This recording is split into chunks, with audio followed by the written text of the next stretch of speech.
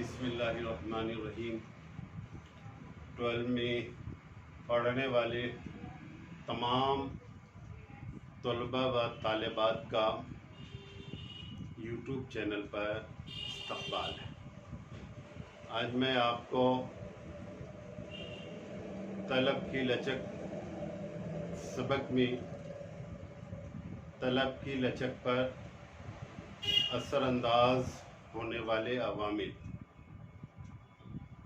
या तलब की लचक का तयन करने वाले अवामिल के बारे में बताऊंगा।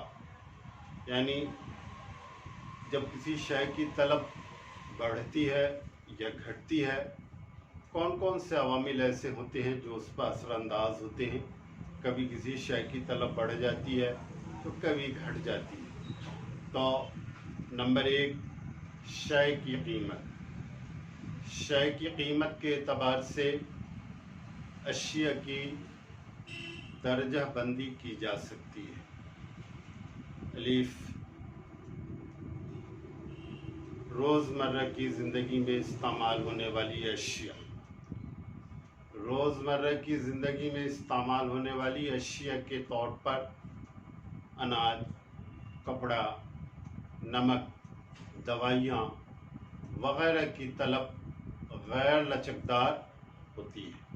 यानी इसकी कीमत बढ़ने या घटने पर तलब में बहुत कम तब्दीली वाक़ई होती है। नंबर 2, आराम व आशाइश की अशिया।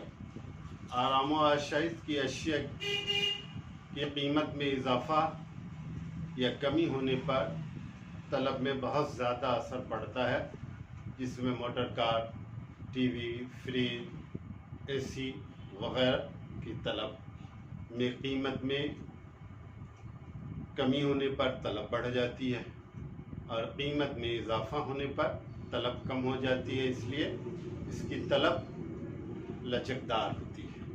नंबर 2, अशिया की पायदारी। पायदार अशिया की तलब लचकदार होती है, जैसे टीवी, फ्रिज, एसी वगैरह। और उसी के बरक्स नापायदार अशिया की तलब गैर लचकदार होती है, जैसे अंडा, दूध, सब्ज़ी वगैरह। नंबर 3, मुतबादिल अशिया।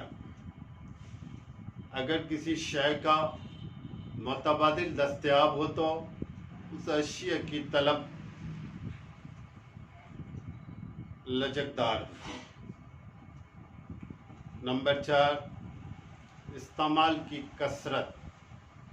अगर कोई शय मुख्तलिफ़ कामों के इस्तेमाल में लाई जाती है तो उस शय की तलब लचकदार होती है, जैसे बिजली। बिजली की तलब मुख्तलिफ़ कामों में लाई जाती है। नंबर 5, अशिया की कीमत। अगर किसी अशिया की कीमत कम होती है तो उस शय की तलब गैर लचकदार होती है। नंबर 6, आदात। आदात अशिया की तलब गैर लचकदार होती है। इसकी कीमत में इजाफ़ा होने पर भी सारिफ तलब में बहुत ही मामूली तब्दीली लाता है, जैसे सिगरेट, शराब, तंबाकू वगैरह। नंबर 7, आमदनी। जब सारिफ की आमदनी ज़्यादा होती है तो उसके लिए उस शय की तलब गैर लचकदार होती है। यानी कीमत बढ़ने पर भी वह तलब में बहुत कम तब्दीली लाएगा। लेकिन अगर आमदनी कम रहती है तो कीमत में इजाफ़ा होने पर सारिफ ख़रीदारी रोक देता है। तो मैं आज आपको तलब की लचक पर असरअंदाज होने वाले कई अवामिल के बारे में बताया।